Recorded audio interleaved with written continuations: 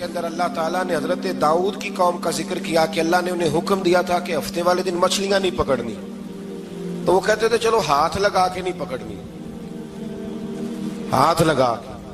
وہ ہمارے لوگ ہیلے بہانے تلاش کر لیتے ہیں نا، وہ بڑے جناب انشورنس والا آ گیا، اب وہ بینک والا آ گیا، وہ فلانے صاحب آ گئے، وہ تروڑ مروڑ کے کہانیاں باتیں، اور پھر ہمیں بھی رستے مل جاتے ہیں بچنے کے۔ مفتی صاحب نے کہہ دیا تھا، ایک مولانا سے میں نے ان کو کہا ہفتے والے دن مچھلیاں نہیں پکڑنی، کہا نہیں پکڑتے، چھوٹے چھوٹے حوض بنا لیے تو مچھلیاں زیادہ آتی تھی اس دن۔ یہ بھی اللہ کی قدرت تھی، نماز کے وقت گاہک زیادہ آتے ہیں، یہ اس کی قدرت ہوتی ہے۔ تو وہ مچھلیاں حوض میں جمع ہو جاتی، یوں سمجھ لیں کہ جال انہوں نے لگا لیے ہوئے تھے، تو جال میں وہ پھنستی رہتی تھی، حوضوں میں آتی رہتی تھی۔ ہفتے کو نہیں پکڑتے تھے، اتوار کو پکڑ لیتے تھے، تو پھر اللہ نے انہیں سزا دی۔ فرمایا تماشے کرتے ہو اللہ کے حکم کے ساتھ، کیا سزا دی؟ فَقُلْنَا لَهُمْ كُونُوا قِرَادَةً خَاسِئِينَ، فرمایا بندر بن جاؤ دھتکارے ہوئے۔ جو رزق حرام طریقے سے کماتے تھے رب انہیں بندر بنا دیتا تھا۔ ابھی بھی میں نے دیکھے ہیں بڑے بڑے تاجر پاگلوں جیسی زندگی گزار رہے ہیں، نفسیاتی طور پہ سکون نہیں ہے، کروڑوں روپیہ پڑا ہے۔ کیوں؟ اس لیے کہ رب کے بتائے ہوئے طریقے کے مطابق تجارت نہیں کرتے۔ آگے ایک اور دلچسپ بات آ گئی، بنی اسرائیل کے اندر نا ایک شخص نے اپنے چچا کو قتل کر دیا جائیداد کے لیے۔ یہ دیکھیں کب سے لوگ جائیداد کے لیے قتل کرتے آ رہے ہیں۔ چچا کو قتل کر دیا، اور قتل کر کے حضرت موسیٰ علیہ السلام کے پاس آئے کہ میرے چچا کو کسی نے قتل کر دیا ہے، تو بتائیں کیا کرنا ہے؟ تو آپ نے فرمایا کہ گائے ذبح کرو، اور اس کا ایک ٹکڑا مقتول کو مارو، مرنے والے کو، وہ خود اٹھ کے بتا دے گا مجھے کس نے قتل کیا ہے۔ اب ارادہ نہیں تھا گائے ذبح کرنے کا، تو بہانے کرنے لگے۔ ارادہ نہیں نہ ہوتا تو پھر کیا ہوتے ہیں؟ کہنے لگے گائے کس طرح کی ہو، بوڑھی ہو کہ بچی ہو، رنگ کیسا ہو، جوان ہو کہ چھوٹی ہو، حال میں ایک دفعہ چلنا سیکھ گئی ہو یا ابھی نہ سیکھی ہو، تو بتاتے گئے۔ تو رب بھی شرطیں بیان کرتا گیا، گہرے زرد رنگ کی ہو، حال کے اندر اسے نہ چلایا گیا ہو، پانی نہ نکالا گیا ہو، نہ بچی ہو نہ جوان ہو، اس کے درمیان ہو۔ یہ ساری شرطیں کہاں پائی جاتی تھی؟ حضرت موسیٰ علیہ السلام کی قوم کا ایک شخص تھا جو اللہ کا ولی تھا۔ وہ جب انتقال کرنے لگا نا، اللہ اکبر، دیکھو رب ولیوں کی اولادوں پر بھی کتنا فضل فرماتا ہے۔ وہ جب انتقال کرنے لگا تو ایک اس کے پاس چھوٹی سی بچیا تھی، گائے کی بچی، اس نے جنگل میں چھوڑ دی۔ کہنے لگا یا اللہ میں تیرے نام پہ چھوڑتا ہوں، میرا بچہ جوان ہو جائے تو اسے دے دینا، اور تو سرمایہ ہی کوئی نہیں۔ بچہ بڑا ہوا تو بچہ بھی بڑا نیک تھا، اپنی ماں کا بڑا فرما بردار تھا۔ اس کی ماں نے کہا بیٹا تیرے باپ نے ایک گائے چھوڑی تھی، تو بچہ جنگل میں گیا اور جا کے کہنے لگا اے اللہ میری گائے مجھ سے ملا دے۔ تو رب کریم نے وہ گائے واپس کر دی، وہ گائے گھر لے آیا۔ اب وہ کہنے لگا اماں بیچ دوں، تو اماں کہنے لگی بیٹا میرے پوچھے بغیر نہ بیچنا۔ کئی دفعہ گاہک لگے، پر اس نے کہا جب تک میری اماں نہ کہے گی میں بیچوں گا۔ ادھر بنی اسرائیل والے شرطیں جتنی گائے کے بارے میں پوچھ چکے تھے وہ ساری اسی گائے میں پائی جاتی تھی۔ تو یہ ڈھونڈتے ڈھونڈتے وہاں پہنچ گئے، تو کہنے لگے گائے چاہیے۔ تو اس نے کہا بھی تمہاری مرضی سے نہیں، قیمت میری مرضی کی۔ ایک مفسر نے تو یہاں تک لکھا ہے کہ اس نے کہا گائے ذبح کر کے نا، تو جتنا گائے کے اندر گوشت ہوگا نا اتنا ہی کھال کے اندر تو مجھے مال بھر کے دو گے، اتنے سکے بھر کے دو گے، اتنی اشرفیاں بھر کے دو گے، تو پھر تمہیں گائے دوں گا۔ تو پھر یہ گائے انہیں ملی، اور یہ گائے لے کر کے آئے۔ زیادہ سوالات نہ کرتے تو زیادہ الجھتے نہ۔ ہم بھی دین کے معاملے میں بڑے سوال جواب کرتے ہیں، اتنا سوال کریں جتنی اس کی ضرورت ہے۔ ان لوگوں نے سوالات زیادہ کیے تو پھر الجھ زیادہ گئے۔ تو میرے بھائی اس کا ذکر بھی اللہ تبارک و تعالیٰ نے پہلے پارے کے اندر بیان فرمایا۔ پھر اللہ کریم نے فرمایا کہ کچھ ایسے لوگ بھی ہیں یہودیوں میں سے جن کا دعویٰ ہو گیا ہے کہ ہم اللہ کے بڑے پیارے ہیں۔ فرمایا یہ صرف ان کے منہ کی باتیں ہیں، یہ تو قیامت میں پتہ چلے گا نا کہ اللہ کا پیار کس کے ساتھ زیادہ ہے۔ اور پھر یہ بھی یہودیوں نے دعویٰ کیا ہے، اسی پارے میں اللہ فرماتے ہیں کہ ان کا دعویٰ ہے کہ ہم اللہ کے بڑے پیارے ہیں، جنت میں ہم ہی جائیں گے۔ تو اللہ فرماتا ہے پھر مرنے کی دعا تو کرو، جنت میں تو مار کے جانا ہے نا۔ لیکن رب فرماتے ہیں یہ کبھی مرنے کی دعا نہیں کریں گے، اس لیے کہ انہیں پتہ ہے کہ ہم نے آخرت کے لیے کیا بھیجا۔ لے جی پہلا حکم آ گیا یا ایھا الذین آمنوا کہہ کے، پہلی آیت قرآن پاک پہلے سپارے میں پہلی آیت جس میں اللہ نے کہا یا ایھا الذین آمنوا، تو پہلا حکم آمنوا کہہ کے آیت نمبر 104 میں جو اللہ نے حکم دیا ہے نا، وہ نبی پاک کی تعظیم کا حکم ہے۔ پہلا حکم ہی اللہ نے حضور کی عزت اور ناموس کا ارشاد فرمایا، پہلا اس ترتیب کے لحاظ سے۔ وہ ہوا یہ کہ جب نبی پاک کو بات ارشاد کرتے تو صحابہ کرام اٹھ کے عرض کرتے رائینا یا رسول اللہ، حضور سمجھ نہیں آئی ذرا رعایت کر دے۔ تو یہودیوں کی عبرانی زبان کے اندر نہ ذرا کھینچ کے پڑھتے تھے رائینا، تو اس کا معنی بنتا تھا معاذ اللہ اے ہمارے چرواہے، بکریاں چرانے والے کو بھی وہ رائینا کہتے تھے۔ تو جب صحابہ یہ کہنے لگے تو اللہ نے منع ہی کر دیا، فرمایا میرے محبوب کے غلاموں، اس لفظ کے پیچھے چھپ کے، اس لفظ کے پیچھے چھپ کے لوگ میرے نبی کی بے ادبی کر جاتے ہیں، تو جس لفظ کا کوئی ایک معنی بے ادبی والا بنتا ہو وہ لفظ بھی میرے نبی کے لیے نہ کہو، لفظ وہ والے کہو جس میں کوئی بے ادبی کا معنی نکلے نہ۔ یہاں لوگوں نے بڑے بڑے لفظ نہیں بول دیے، پھر کہتے ہیں میرا مطلب یہ تھا، میرا مطلب وہ تھا، تو تو نے وہ لفظ بولا کیوں جس کا کوئی غلط مطلب بھی نکل سکتا تھا۔ اللہ نے فرمایا یا ایھا الذین آمنوا لا تقولوا رائینا، اے ایمان والو رائینا کہو ہی نہ۔ تو یا اللہ کیا کہیں؟ فرمایا وقولوا انظرنا، تم کہو یا رسول اللہ ایک نظر فرمائیے، انداز دیکھیے، انظرنا ایک نظر۔ تو ہمارے بزرگ تو پہلے ہی بڑے پیار والوں نے کہہ دیا یا رسول اللہ انظر حالنا، کہتے کہاں سے لاتے ہو جملے؟ میں نے کہا اللہ کی کتاب سے، یا رسول اللہ انظر حالنا یا حبیب اللہ اسمع قالا، تو تم کہو انظرنا، محبوب نظر کرم کرے، واسمعوا، اور کیا ضرورت ہے دوبارہ پوچھنے کی؟ اللہ کہتا ہے پہلے ہی دھیان سے سنا کرو، پہلے ہی واسمعوا، پہلے ہی احتیاط سے سنو، وللکافرین عذاب علیم، اور کافروں کے لیے دردناک عذاب ہے۔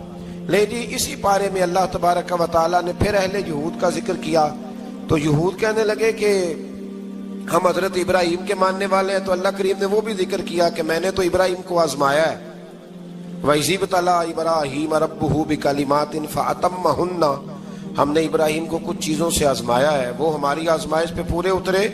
قَالَ إِنِّي جَاعِلُكَ لِلنَّاسِ إِمَامًا، تو پھر ہم نے انہیں کہا کہ ہم آپ کو پوری دنیا کا امام بنائیں گے۔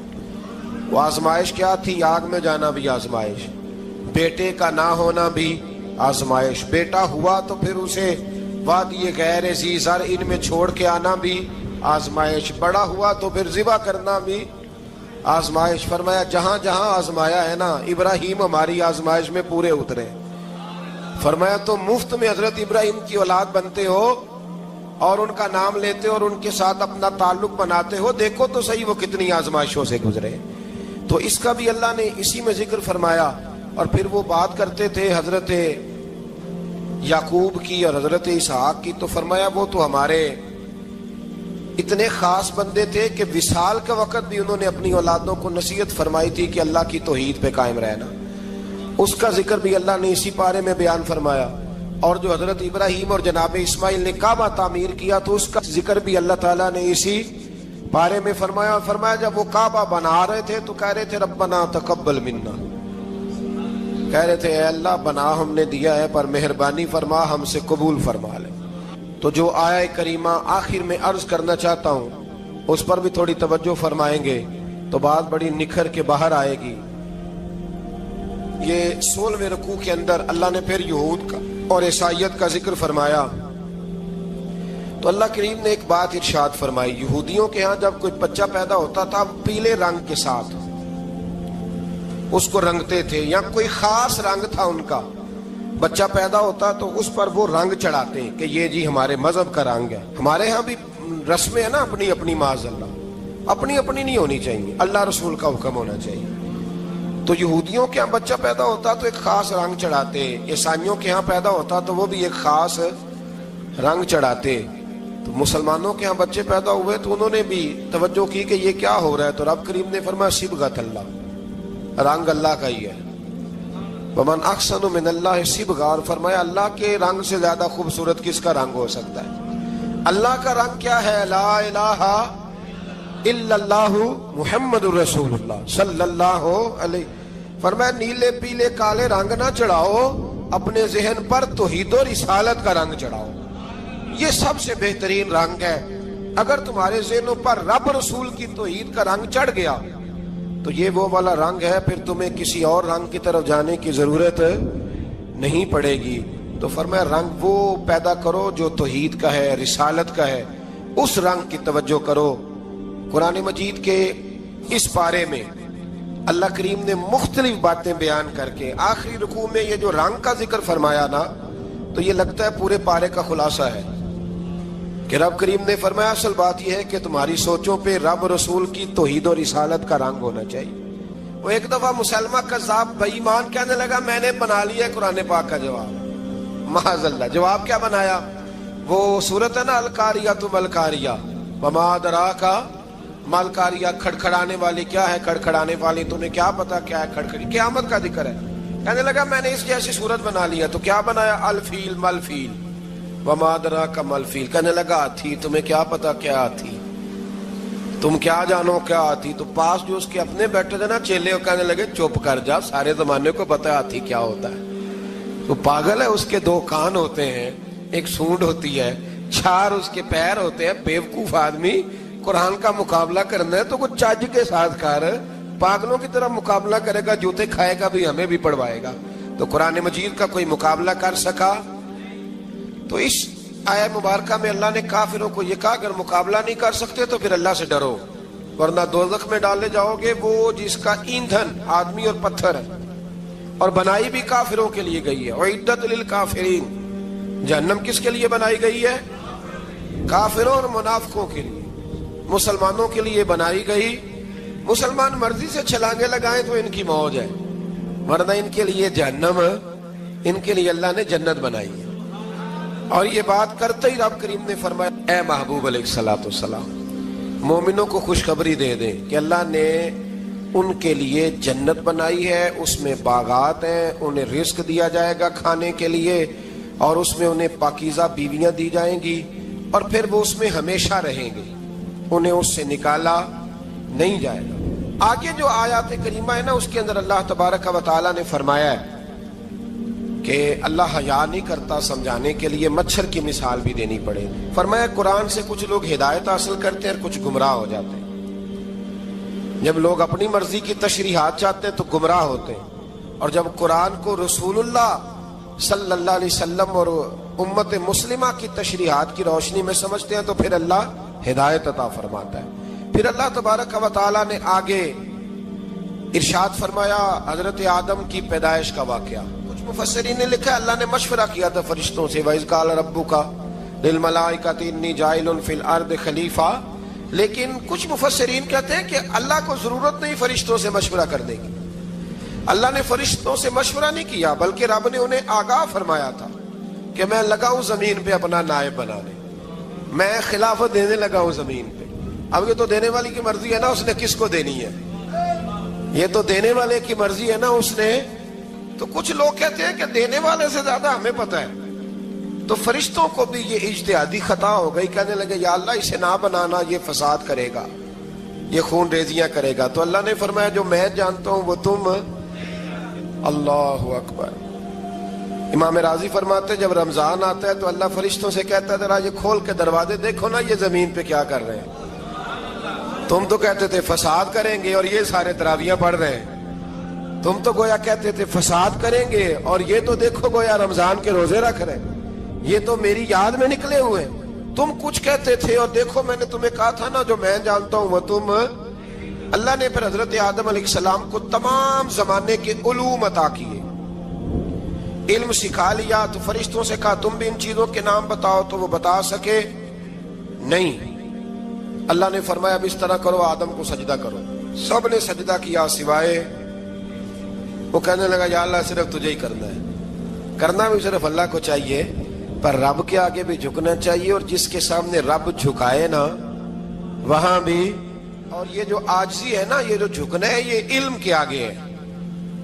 ہماری مصیبت یہ ہے کہ ہم علم کے آگے بھی گردن جھکانے کو تیار نہیں ہوتے، وہاں بھی ہم خود عالم فاضل بن جاتے ہیں. تو فرمایا کہ سب سے کہا سجدہ کرو، سب نے سجدہ کیا سوائے ابلیس کے، تو پھر ہوا کیا؟ وَكَانَ مِنَ الْكَافِرِينَ، وہ کافروں میں سے ہو گیا۔ پھر اللہ نے حضرت آدم کو اور جناب حوا کو نا مقام دے دیا جنت میں رہنے کے لیے، اور کہا سارا کچھ کھانا، درخت کے قریب نہ جانا۔ ابھی آپ کسی سے کہہ دیں تھوڑا سا کہ پیچھے نہ دیکھنا، یعنی اگر میری سمجھ لیں ادب کی وجہ سے کوئی 1.5-2 منٹ یا 6 منٹ نہیں بھی نہ دیکھے گا تو سوچے گا ضرور کہ پتہ نہیں اب پیچھے کیا ہے، مصیبت کیا ہے۔ یعنی آپ کہہ کے دیکھ لیں کسی کو، پیچھے نہ دیکھنا، فطرت ہے نا انسان کی، وہ جستجو کرتا ہے، کہا اس درخت کے پاس نہ جانا۔ تو حضرت حوا سلام اللہ علیہا کہتے ہیں دل میں خیال رہتا تھا کہ آخر ہے کیا درخت کے پاس۔ یہی انسان کا عقیدہ توحید ہے کہ جہاں سے رب منع کر دے وہاں وہ منع ہو جائے، اور یہ ان کی خطا نہیں تھی، یہ اللہ کی حکمت تھی، چونکہ رب نے تو پہلے کہہ دیا تھا بنایا ہی زمین کے لیے، تو یہ تو سارا کچھ ہونا تھا تو زمین پہ آنا تھا نا۔ تو حضرت حوا اور جناب آدم کے پاس شیطان آیا، اب اس کو نکال تو دیا تھا پر ابھی اس کا جنت میں آنا جانا بند نہیں ہوا تھا، یہ بھی اللہ کی حکمت تھی۔ تو وہ کہنے لگا تمہیں پتہ ہے بعد میں مر جاؤ گے؟ تو حضرت حوا کہنے لگی کیا موت بھی آئے گی؟ کہاں، اس کی تکلیف بھی بڑی ہوگی، تو پھر بچیں گے کیسے؟ تو کہنے لگے پھل کھا لو اس درخت کا، تو بچنے کے لیے پھل کھایا تھا۔ اس طرح لوگ آج بہت سارے کام بچنے کے لیے کرتے ہیں پر بچ سکتے، بچنے کے لیے پھل کھایا تو اللہ نے فرمایا زمین پہ چلے جاؤ۔ تو حضرت آدم زمین پہ آئے، پھر کئی 100 سال روتے رہے۔ فَتَلَقَّى آدَمُ مِن رَبِّهِ کَلِمَاتٍ، تو پھر اللہ نے خود ہی جناب آدم کو کچھ کلمے سکھائے۔ علامہ اسماعیل حقی فرماتے ہیں وہ کلمے یہ تھے کہ حضرت آدم نے میرے نبی کا وسیلہ پیش کیا، اللہ کریم نے جناب آدم کی دعا کو مقبول فرما لیا۔ پھر آگے بنی اسرائیل کا ذکر آ جاتا ہے۔ اللہ تعالیٰ نے بنی اسرائیل، آج آپ اسی قوم کو یہودی کہتے ہیں، ان کو اللہ نے اس زمانے میں فضیلت عطا کی تھی بہت زیادہ۔ تو عرب کے اندر جب نبی پاک علیہ السلام نے اعلان نبوت کیا تو کچھ لوگوں نے یہ کہہ دیا کہ اگر یہ یہودی کلمہ پڑھ لیں گے تو ہم بھی پڑھ لیں گے۔ تو پھر اللہ نے انہیں یاد کرایا کہ تم اصل میں کیا ہو، تمہیں کلمہ پڑھنا چاہیے۔ تو اہل یہود کا تذکرہ کرتے کرتے رب کریم نے ایک بات یہ بھی ارشاد فرمائی کہ تم لوگوں کو تو کہتے رہے ہو کہ وہ نبی آنے والے ہیں، وہ نبی آنے والے ہیں، اور جب آ گئے ہیں تو ماننے کو تیار نہیں ہو۔ تو فرمایا تأمرون الناس بالبر وتنسون انفسکم وانتم تتلون الکتاب، لوگوں کو بھلائی کا حکم دیتے ہو اور اپنے آپ کو بھول جاتے ہو، افلا تعقلون، تمہیں عقل نہیں؟ پھر اللہ نے انہیں یہ بھی یاد کرایا کہ یاد کرو وہ زمانہ کہ جب فرعون نے خواب دیکھ لیا تھا کہ کوئی بچہ اس کی سلطنت کو تباہ کرے گا، تو پھر اس نے تمہارے بچوں کو ذبح کرانا شروع کیا اور تمہاری بیٹیوں کو چھوڑتا تھا۔ فرمایا یہ بھی تو تم نے دیکھا، میں نے تمہیں پھر تم سے کہا جہاد کرو قوم عمالقہ کے خلاف، تو مقام طیہ میں جا کے یہ لوگ کہنے لگے ہم سے جہاد نہیں ہوتا۔ اللہ نے انہیں ایک میدان میں قید کر دیا۔ بڑی دلچسپ بات، قید تو لوگ ہوتے ہیں نا چار دیواری میں، تو اللہ نے بنی اسرائیل والوں کو جب انہوں نے کہا ہم جہاد نہیں کریں گے تو اللہ نے میدان میں قید کر دیا۔ میدان میں، یہ یاد رکھیں، جب انسان اللہ کی نافرمانی کرتا ہے تو اسے ایسی قید ملتی ہے جس کا اس نے تصور بھی نہیں کیا ہوتا۔ ایک میدان ہے مقام طیہ، قید ہو گئے، سارا دن سفر کرتے تھے، سارا دن، تو رات کو تھک کے سوتے تھے، صبح اٹھتے تھے نا جب، تو وہیں ہوتے تھے جہاں کل صبح چلے تھے۔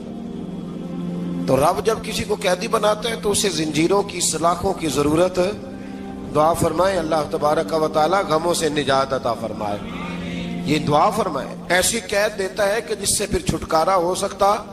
تو بنی اسرائیل کا بہت زیادہ تذکرہ اس بارے میں اللہ تبارک و تعالی نے پھر بیان کیا، اور پھر کہا کہ انہیں جو حکم دیا جاتا تھا یہ اس کی سرتابی کرتے تھے، پھر اللہ نے ان پر ذلت نازل کر دی اور یہ ہمیشہ اس کا شکار رہے۔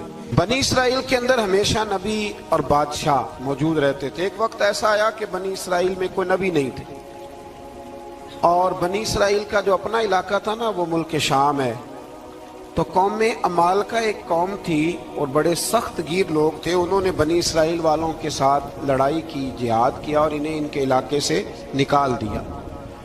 اور کچھ حضرت یوسف علیہ السلام کے زمانے میں ویسے بھی ایک بہت بڑی تعداد جا کے مصر میں آباد ہو گئی تھی۔ اب یہ ہوا کہ ان کے پاس کوئی بادشاہ نہیں ہے، یہ بار بار دعا کرتے ہیں، التجا کرتے ہیں، تو اللہ تعالیٰ نے ایک پیغمبر انہیں عطا کیے جن کے مختلف نام کتابوں میں ہیں۔ صدر الافاضل رحمۃ اللہ علیہ نے تفسیر خزائن العرفان کے اندر ان کا نام حضرت شمویل علیہ السلام لکھا ہے۔ حضرت شمویل علیہ السلام کو اللہ تعالیٰ نے نبوت عطا فرمائی۔